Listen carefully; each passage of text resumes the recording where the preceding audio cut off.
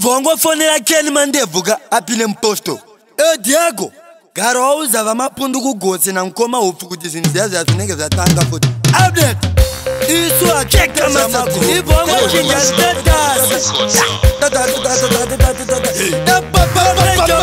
Mira chakonguga yako itasika anosivanje mwari yakadisika ukukumanya ukusani kokutsika angazipete chilichete chepanyika aketa yuzingatisayitopuresha nezinu nekuti life isere nechifinu chinongwadiwa upenyu hwemunhu pamwe chete neutano hwemunhu chachimedi ngatisayitopuresha nezinu nekuti life isere nechifinu chinongwadiwa upenyu hwemunhu pamwe chete neutano hwemunhu vakadzi kumashure chimbotanga washanda dzinozonetsa kwakumberi zvakawanda chimbogaya usati watanga dzinozodipedza wegaya watanga ndibaba unoti mwari vandiramba tonzowoti zveupenyu zvandiramba pakwete ubate mari zvichiramba penyu neita senge utaura aketoyuzingatisayitopuresha nezvinhu nekuti life izere nechifinu chinongodiwa upenyu hwemunhu pamwe chete neutano hwemunhu chachimedi ngatisayitopuresha nezvinhu nekuti life izere nechifinu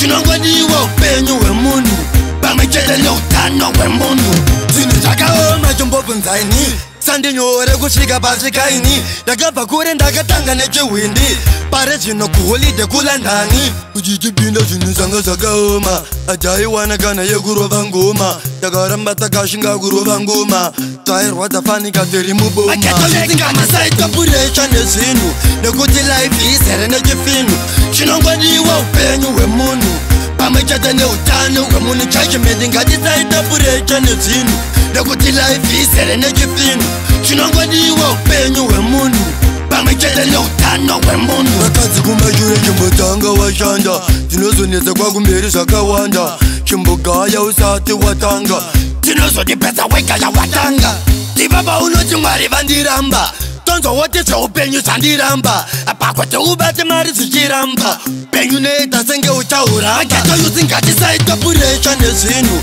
nekuti life izere nechifinu chinongodiwa upenyu hwemunhu pamwe chete neutano hwemunhu chachimedi ngatisayitopuresha nezvinhu nekuti life izere nechifinu chinongodiwa upenyu hwemunhu pamwe chete neutano hwemunhu.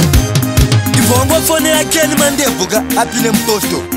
Diego Garo uzava mapundu kugotsi na nkoma upfu kuti zinthu ziyaziya zinenge zatanga futhi. Update cheka masetting isu atite zvamagrupu.